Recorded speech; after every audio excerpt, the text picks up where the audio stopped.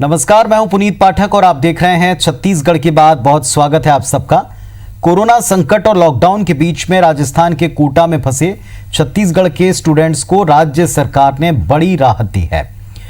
मुख्यमंत्री भूपेश बघेल के निर्देश के बाद कोटा रवाना की गई 97 बसों के द्वारा सभी छात्रों को यहां पर लाया जा रहा है। बच्चों को वापस लाने गए चिकित्सा दल ने फिजिकल डिस्टेंसिंग का पालन करते हुए बच्चों की स्क्रीनिंग की और इसके बाद संभागवार उनको बसों में बैठाया गया।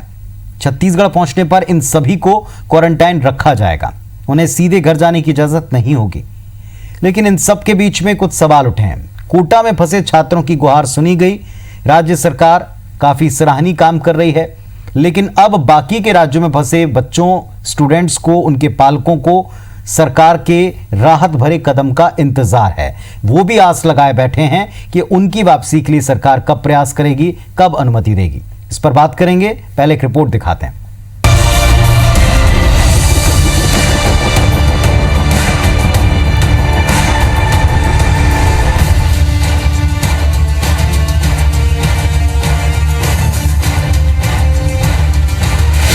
छात्रों की गुहार, संकट मोचक बनी सरकार।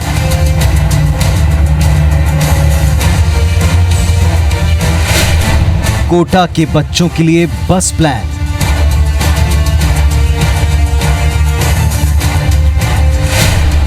बाकी राज्यों से छात्र वापसी कब? जी हां, यह सवाल इसलिए उठ रहा है क्योंकि लॉकडाउन की वजह से कई राज्यों में छत्तीसगढ़ के छात्र ब्लॉक हैं और राज्य सरकार से अपनी वापसी की गुहार लगा चुके हैं। लेकिन मुख्यमंत्री भूपेश बघेल के निर्देश के बाद कोटा में फंसे 2500 से ज्यादा बच्चों के लिए रविवार का दिन खुशियां लाया। छत्तीसगढ़ से कोटा गई 97 बसों में बैठकर वो अपने घरों के लिए रवाना हुए। लॉकडाउन होने के बावजूद आप लोगों की कड़ी मशक्कत की वजह से हम सब अपने घर जा सकते हैं। हम सभी की तरफ से आपका शुक्रिया। इन 3 तस्वीरों पर जरा नजर डालिए। सरकार की पहल पर कोटा में फंसे बच्चों को अपने घर के लिए रवाना किया गया, लेकिन कोटा की तरह ही दूसरे राज्यों में पढ़ने गए स्टूडेंट भी घर वापसी की उम्मीद लगाए बैठे हैं। पिछले दिनों असम में फंसे इंदिरा गांधी कृषि विश्वविद्यालय के 25 छात्रों ने वीडियो जारी कर सरकार से वापसी की भावुक अपील की थी। वहीं कर्नाटक में भी रायपुर के नवोदय विद्यालय के 24 छात्र फंसे हैं, जिनके परिजनों ने सरकार से उनकी वापसी की गुहार लगाई है।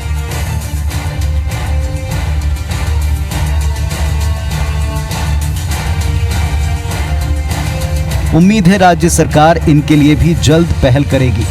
भाजपा को यह भी बताना चाहिए कि जो प्रशासनिक अधिकारी गए हैं, चिकित्सकों का दल गया है, डॉक्टर गए हैं, स्वास्थ्य विभाग का अमला गया है, बसें गई हैं, ये छत्तीसगढ़ सरकार ने भेजी है।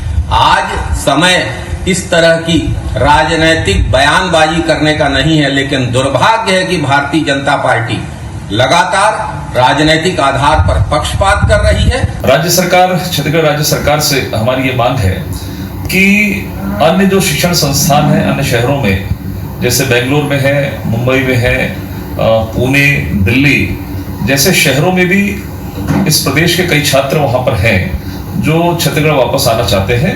राज्य सरकार निश्चित रूप से इन सब के लिए प्रयास करे और केंद्रीय मंत्री से बातचीत करके इनको भी वापस लाने का रास्ता तय करे। जाहिर है लॉकडाउन की वजह से छत्तीसगढ़ से बाहर पढ़ने गए बच्चे दिल्ली, पुणे और हैदराबाद जैसे बड़े शहरों में भी फंसे हैं। कोटा में फंसे छात्रों की घर वापसी की टिकट तो कंफर्म हो गई। जाहिर है वेटिंग लिस्ट लंबी है। सवाल वही है, वापसी के लिए अब किसका नंबर आता है? Bureau report, IBC 24।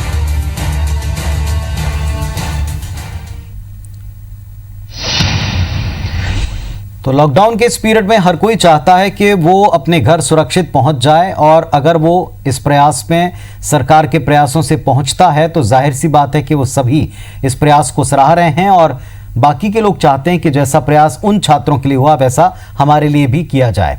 हमारे साथ इस समय दो बहुत ही जिम्मेदार जनप्रतिनिधि जुड़े हैं, दो सीनियर नेता जुड़े हैं। अमरजीत भगत साहब हैं, कैबिनेट मंत्री छत्तीसगढ़ शासन के, नमस्कार आपको, बहुत स्वागत है आपका। और संतोष पांडे साहब, भारतीय जनता पार्टी के सांसद और मुखरता से अपनी बात हर जगह हर मंच पर रखने वाले एक जनप्रतिनिधि। पांडे जी, आपको भी नमस्कार, स्वागत है आप दोनों का। पहला सवाल अमरजीत भगत साहब से, जो छात्र कोटा से वापस आ रहे हैं उनके परिवारों की खुशी का ठिकाना नहीं, उसकी तस्वीरें हमने सबको दिखाई। लेकिन अब जो छात्र बेंगलोर में, कर्नाटक में, अलग अलग राज्यों में, कहीं कहीं जहां किसी स्टडी टूर पर गए थे या किसी स्टडी काम के लिए गए थे, वो भी अब आपसे उम्मीद कर रहे हैं कि आप उनकी भी वापसी के लिए प्रयास करें। इसकी कोई योजना है?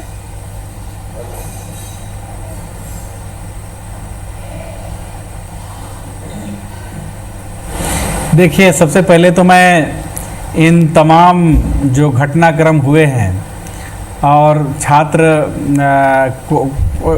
कोटा से यहाँ पर लाए जा रहे हैं जी, इसके लिए मैं माननीय मुख्यमंत्री जी को बहुत उनके प्रति हार्दिक आभार व्यक्त करता हूँ, धन्यवाद देता हूँ। वास्तव में मुखिया मुख सो चाहिए, खान पान को एक, पाले पोसे सकल करे तुलसी सहित विवेक। ये बात एकदम चरितार्थ होता है कि मुख्यमंत्री जी ने सभी को, जो एक अभिभावक होने का उन्होंने छत्तीसगढ़ में अपना दायित्व का निर्वहन किया है, उससे सभी अभिभूत हैं। आज कोटा के छात्र लाए जा रहे हैं, निश्चित रूप से उन सभी के लिए बहुत सुखम अनुभूति है, छात्रों के लिए, उनके माता पिता लोगों के लिए, उनके रिश्तेदारों के लिए। और जैसे आपने कहा कि अन्य शहरों में जो लोग रह रहे हैं, जो बच्चे पढ़ने गए हैं, चाहे हैदराबाद हो, चाहे बेंगलोर हो, चाहे मुंबई हो, चाहे दिल्ली हो, जैसे आसाम है, तो सभी जगह से लाए जाएंगे। माननीय मुख्यमंत्री जी से हम आग्रह करेंगे अभी मिल करके इसके लिए भी। लेकिन इन तमाम प्रक्रिया में आप देखेंगे कि अभी राष्ट्रीय आपदा पूरा देश में है, और इस राष्ट्रीय आपदा में जो भी राज्य सरकार करेगी, बिना केंद्र सरकार के अनुमति के बिना एक कदम चलने का नहीं है। तो ऐसे समय में जो इतना विलंब हुआ, ये पहले आना था। बच्चे काफ़ी रोग आ रहे थे, उनके फोन आ रहे थे, वीडियो आ रहे थे, व्हाट्सएप मैसेज आ रहे थे, हम देख रहे थे बच्चों का क्या हालात है। लेकिन इन तमाम प्रक्रिया में काफ़ी समय लगा, और सभी को मैं बहुत साधुवाद देता हूँ। सभी लोगों ने उनके प्रति गंभीरता दिखाई, और ख़ास करके मुख्यमंत्री जी जो दरिया दिली दिखाया है, जो दिल खोल करके लोगों के लिए काम किया है, बसें भेजे हैं, यहाँ से अधिकारियों का टीम भेजा है, और अपने बच्चों को वहाँ से सकुशल वापस ला रहे हैं, तो ये बहुत बड़ी बात है। उसके लिए मैं पुनः उनको छत्तीसगढ़ के अभिभावकों की ओर से, सभी की ओर से बहुत साधुवाद देता हूँ, बहुत आभार व्यक्त करता हूँ। संतोष पांडे जी, बाकी के छात्र वो भी इंतजार कर रहे हैं, प्रक्रिया लंबी है, केंद्र से पूछे बिना कोई काम हो नहीं सकता। आप भारतीय जनता पार्टी के जिम्मेदार जनप्रतिनिधि हैं, यहाँ के राज्य या बाकी के राज्यों में जो फंसे हुए तमाम लोग हैं प्रदेश के, वो आपसे भी जनप्रतिनिधि के नाते उम्मीद करेंगे कि इस प्रक्रिया को सरल करने में, जल्दी इसे फॉलो कराने में आप भी मदद दें। जी, सबसे पहले तो सभी छात्र छात्राओं को, पालकों को बधाई। वास्तव में अपने संतानों से, अपने बच्चों से दूर रहकर और जो दुख होता है अभी वो लोग सब अनुभव किए हैं, और आने की खुशी का भी अनुभव करने लगे हैं। इन सबको बधाई है। और निश्चित रूप से इसके लिए हमारी केंद्र सरकार, गृह मंत्रालय और यहाँ छत्तीसगढ़ की भी सरकार, सबने मिलकर के जो कदम उठाया, एक बहुत अच्छी पहल है। इसके लिए सभी केंद्र राज्य सभी बधाई के पात्र हैं। सबने अच्छा काम किया है। ऐसे समय पर विपदा और आपातकाल में वयम पंचाधिकम शतम, इसी मंत्र को लेकर के हम सबको आगे बढ़ना चाहिए, तभी हमारा प्रदेश और देश सुखी रह सकता है, विकास कर सकता है और आगे बढ़ सकता है। आपने कहा कि आने वाले समय में और भी जो बचे हुए हैं, चाहे वो छात्र हो, बेंगलोर में भी है, पुणे में है, मुंबई में है, दिल्ली में बहुत से छात्र फंसे हुए हैं, राजेंद्र नगर में। वास्तव में उनकी भी चिंता करनी चाहिए। और छात्रों के अलावा और भी जो कमाने खाने के लिए गए हैं उनकी भी चिंता करने की आवश्यकता है। और राज्य सरकार पहल कर रही है, वे भी पहल करें। इधर से भी केंद्र की ओर से भी हम सभी लोग बात रखेंगे।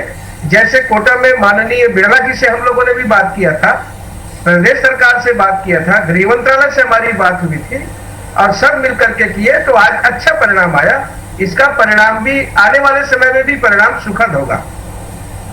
जी अमरजीत भगत साहब, जो भी वापसी कर रहे हैं एक तरफ बहुत खुशी है और तसल्ली है और साधुवाद है, जैसा आपने भी कहा कि मुख्यमंत्री जी का उन प्रदेशों में जहां से बच्चे आ रहे हैं वहां के पूरे स्टाफ का, शिक्षकों का, इसके ऊपर वहां विभागों का, मंत्रियों का, मुख्यमंत्री का, उनका भी धन्यवाद। लेकिन एक बड़ी बात यह कि जब किसी दूसरे प्रदेश से, आप सब अपनी अपनी जगहों पर लॉक हैं, दूसरे प्रदेश से कोई भी आ रहा है तो एक शंका और एक डर भी होता है कि कहीं वो संक्रमण तो साथ नहीं ला रहा है। डॉक्टर्स की टीम गई है, सब चेकअप हो रहे हैं, लेकिन जब इतनी बड़ी संख्या में मजदूर या स्टूडेंट्स आएंगे तो फिर उनको क्वारंटाइन करके रखना और उसे सुनिश्चित करना कि वो प्रक्रिया कहीं ब्रेक ना हो, कोई खतरा प्रदेश में ना आए, इसके बारे में भी जाहिर तौर पर आप सबका ध्यान होगा।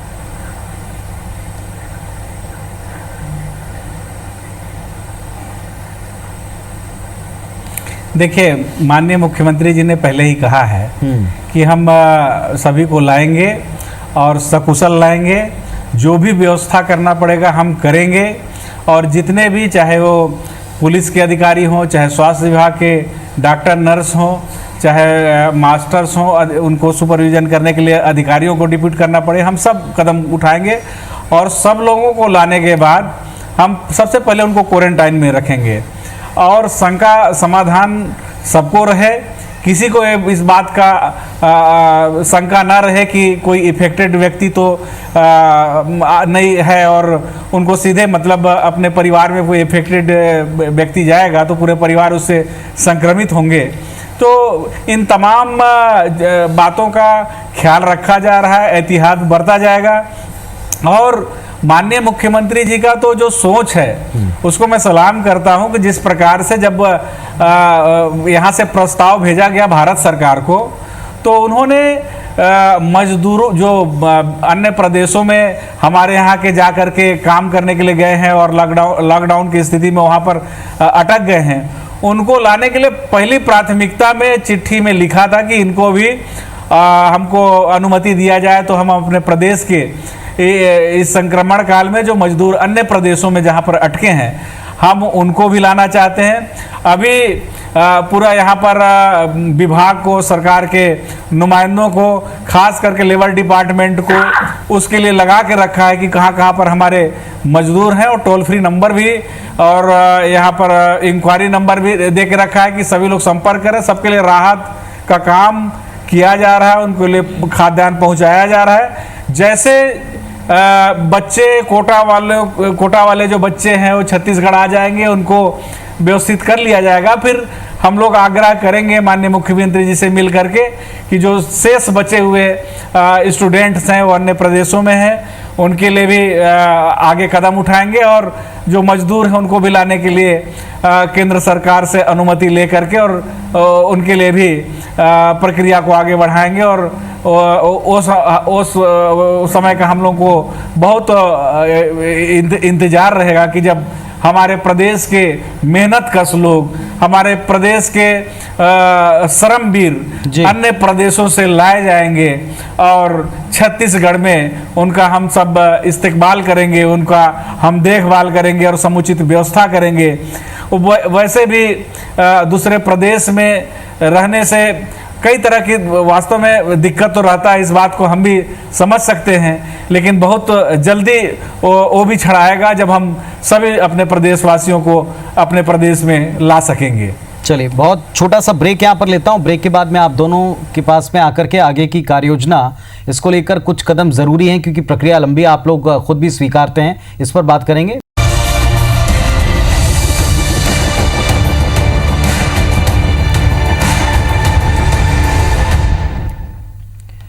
तो छात्रों के बारे में आज हम चर्चा कर रहे हैं। जब हम बातचीत कर रहे हैं उस दौरान भी छात्रों की वापसी की प्रक्रिया जारी है, जो कोटा गए थे पढ़ने के लिए, और उनको वापस लाने को लेकर सरकार ने बसों का इंतजाम किया, डॉक्टर की टीम का इंतजाम किया, पूरे इंतजामों के साथ संभागवार बच्चे वापसी कर रहे हैं। लेकिन अब जो बाकी के स्टेट में, बाकी के शहरों में पढ़ने गए, स्टडी करने गए, काम करने गए जो लोग हैं, बच्चे हैं, वो इंतजार कर रहे हैं कि उनका टिकट कब कंफर्म होगा, उनके बारे में कब प्रयास शुरू किया जाएगा। इसी पर हम आज बातचीत कर रहे हैं। संतोष पांडे जी और अमरजीत भगत साहब हमारे साथ में जुड़े हैं। संतोष पांडे जी, केंद्र और राज्य को मिलकर इस आपदा के वक्त में काम करना है। प्रक्रिया जब लंबी होती है तो क्या इस प्रक्रिया को थोड़ा छोटा करने के लिए, चाहे डेटा मैनेजमेंट हो, चाहे डेटा शेयर करने की बात हो, क्या इसमें थोड़ी तत्परता लाई जा सकती है? बराबर, इसमें राज्य के तरफ से भी, केंद्र के तरफ से भी, और ये लाई जा सकती है। और साथ साथ जब सब मिलकर के पहल करेंगे तो जैसे मैंने कहा कि इसका भी सुखद परिणाम होगा। और आने वाले समय में जो शेष बचे हुए हैं उनके लिए, जो अपने देश के भिन्न भिन्न राज्यों में जितने भी लोग हैं, उनकी सबकी बराबर जिला शहर और जिलाधीश के माध्यम से सूची शायद बनवाई दी गई है। और भी यदि शेष है तो उनकी सूची जल्द से जल्द तैयार करके और केंद्र सरकार को प्रस्तुत की जानी चाहिए, अनुमति लेनी चाहिए। और जो आपने भी कहा और मंत्री जी भी कहे, आगे की जो चिंता है वास्तव में कि जो हमको जो निषेध और जो कुछ अनुशासन और नियमों का जो पालन करना है यहाँ आने के बाद, उसका पालन अवश्य होना चाहिए, चाहे वो सोशल डिस्टेंस की बात हो, होम क्वारंटाइन की बात हो। किंतु इसके पहले जो बचे हैं शेष, उनकी चिंता सबको मिलकर के जल्दी से जल्दी आए, इसके लिए करनी चाहिए। अमरजीत जी, सरकार ने बहुत सारे कदम उठाए, प्रदेश सरकार ने कई सारे प्रोएक्टिव कदम उठाए, इस वजह से हालात नियंत्रण में रहे। लेकिन अब अगर हम केवल स्टूडेंट पर फोकस करें तो प्रोएक्टिव तरीके से क्या इन स्टूडेंट्स का डेटा जुटा लिया गया है? याद है हमको पिछले दिनों नोडल ऑफिसर्स के जिलेवार नंबर भी जारी किए थे, उसे हम लोगों ने भी साझा किया और तमाम लोगों तक पहुंचाया कि आप अपने बच्चों की सूचना इस पर दें, लेकिन वो कोटा तक सीमित थी। क्या इन बच्चों के डेटा जमा करने शुरू कर दिए गए हैं? क्योंकि प्रक्रिया आप स्वयं कहते हैं कि लंबी है, जितनी जल्दी शुरू की जाएगी उतना बाद के लिए बेहतर होगा।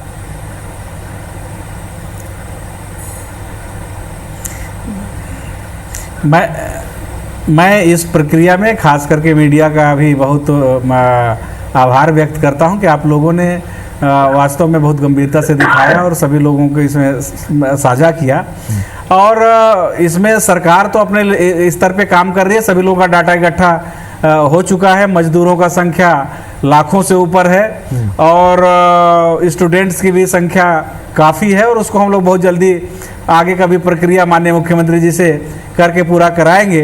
इन तमाम प्रक्रियाओं के बीच और इसके बीच में लॉकडाउन और एडवाइजरी को पालन करने के बीच में ज़रूर मैं आग्रह करूंगा पांडे जी से भी और आपसे भी कि राजनीतिक व्यक्तियों को थोड़ा सा इसमें तसल्ली रखना चाहिए, इसमें बयानबाजी में और मीडिया से बात करने में, कि हमारे बयानबाजी से, हमारे आरोप प्रत्यारोप से नया कोई माहौल मत बिगड़े। जिस प्रकार से सोनिया जी, राहुल जी, प्रियंका जी के ऊपर जिस प्रकार से लोग टिप्पणी करते हैं, आरोप प्रत्यारोप करते हैं, प्रदेश के नेताओं को भी मैं देखता हूं जिस प्रकार से आरोप प्रत्यारोप करते हैं, ये समय उचित नहीं है। राजनीतिक बात करने के लिए बहुत अवसर आएंगे जिसमें हम लोग बात करेंगे।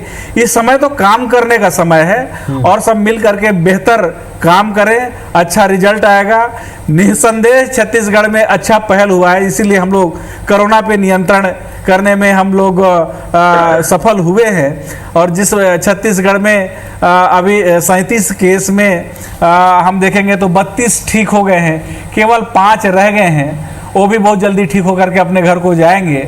और सब मिल करके हम लोग अगर इसके लिए प्रयास करेंगे और मिल करके लॉकडाउन और एडवाइजरी का पालन करेंगे, निश्चित रूप से जी। अच्छे परिणाम आएंगे। ये आपने ठीक कहा, इस वक्त राजनीति जो भी कर रहा है उसको कतई कोई माफ करने के मूड में नहीं होगा, क्योंकि सब इस समय घरों में हैं और अपने लॉकडाउन खोलकर कामकाज पर लौटने का इंतजार कर रहे हैं।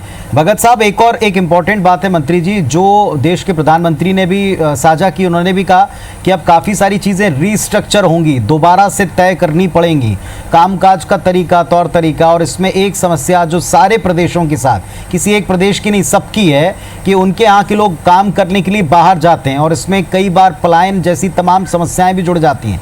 अब इस तरफ भी एक ठोस कार्य योजना बनानी पड़ेगी, क्योंकि ये जंग अगर हाल में हम जीत भी जाएं तो भी लंबी चलनी है।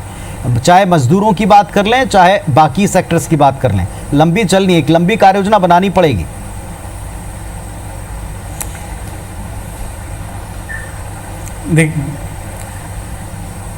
देखिए साहब, आपने बहुत अच्छी बात कही, लेकिन बहुत सारे परिस्थिति और स्थिति के बारे में सभी को ध्यान रखना होगा। दृष्टिगत जैसे आप कहें तो उद्योग हो गया, उद्योग, बड़े उद्योग जहां पर लगते हैं उसमें कुशल मजदूर, अकुशल मजदूर स्थानीय स्तर पे नहीं होते हैं तो दूसरे जगह पे से भी उनको अपॉइंट करने पड़ते हैं। तो ये तमाम परिस्थिति में उसको चालू करना और कुशल जो मजदूर है उनको अपॉइंट करना, उनको लाना, अकुशल मजदूर लोगों को तो चलो कहीं भी काम मिल जाएगा, लेकिन कुशल मजदूर लोग को जो है काम उस ट्रेड का जिसके वो ट्रेनिंग लिए हुए हैं, उसको जहां पर काम मिलेगा वहां पर लोग जाते हैं। और पूरे हिंदुस्तान में आप कहीं पर भी किसी को ब्रेक नहीं कर सकते हैं, बैन नहीं कर सकते आने जाने में। ये तो परिस्थिति निर्मित हुई है, आज आपदा आया है तो इस बात का खुलासा हुआ, लोगों के सामने दिक्कत आई है।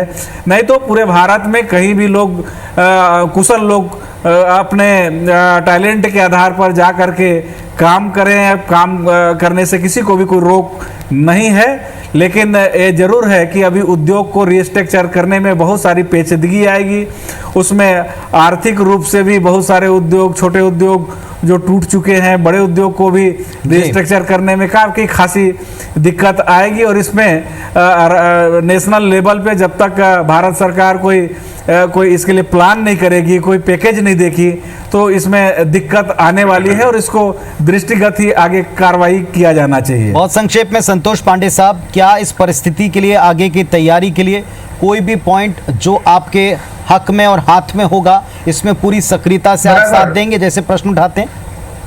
बिल्कुल बिल्कुल, माननीय मंत्री जी ने कहा, वास्तव में ये लाभ हानि देखने का समय है, सियासत का समय नहीं है, बयानबाजी सब तरफ से नहीं होनी चाहिए। और आपने कहा कि ऐसे बहुत से उद्योग, शिक्षा पद्धति, मैं तो ये कहूंगा कि अब तो हमारी शिक्षा पद्धति को भी बदलनी पड़ेगी। जो मजदूर हमारे प्रदेश में आएंगे वे वापस दोबारा जाएंगे नहीं, कुछ गए भी तो बाकी लोगों के लिए क्या करना होगा। आज हमारे जितने भी उद्योग है उसको फिर से स्टैंड करने के लिए, खड़ा करने के लिए, छोटे उद्योगों के लिए बहुत बड़ी समस्या आने वाली है। बहुत सारे लोग उसमें अपने अपने व्यापार में, उद्योग में छटनी करने वाले हैं, तो ये बेरोजगार लोगों के लिए हमको क्या करना होगा। बहुत सारे विषय, बल्कि ये कहे कि इस प्रकार की आपदा, महामारी ये पूरे देश में नहीं विश्व में पहली बार एक साथ आई है, जो सोचने को, सारी व्यवस्थाओं को बदलने को मजबूर कर दिया है। हम सबको मिलकर के सोचना होगा और हम सबको फिर से एक बार विकास के लिए एक साथ खड़ा होना होगा। निश्चित रूप से देश पुनः खड़ा होगा, प्रदेश पुनः खड़ा होगा, यही विश्वास है। चलिए, आप दोनों को, आप दोनों के दलों को, सरकारों को सभी लोग देख रहे हैं, सुन रहे हैं और ये उम्मीद करते हैं कि ये जो कोऑर्डिनेशन है, इसी कोऑर्डिनेशन से जीत हासिल होगी बिना किसी लाग लपेट या राजनीति के। और उम्मीद करेंगे जो छात्र वीडियो बना बना कर कई दफ़ा हम तक भी पहुंचाते हैं, उनको भी इस मंच से कहना चाहेंगे कि दोनों पक्षों को आपने सुना, हर पक्ष आपके वीडियो को, आपकी गुहार को, आपके अपने प्रदेश में वापसी के इंतजार को समझ रही है। थोड़ा सा धीरज रखिए, कोऑपरेट कीजिए, सरकारें या उनके अमले आप तक पहुंचेंगे और आपको भी वापस लाने के लिए प्रयास करेंगे। इस मंच का यही प्रयास था, सेफ वापसी हो और बाद में कोई खतरा ना हो, इसके लिए प्रक्रिया जो भी है उसे पूरी तरह पालन किया जाए, मॉनिटरिंग प्रॉपर की जाए। बहुत शुक्रिया आप दोनों का जुड़ने के लिए, धन्यवाद।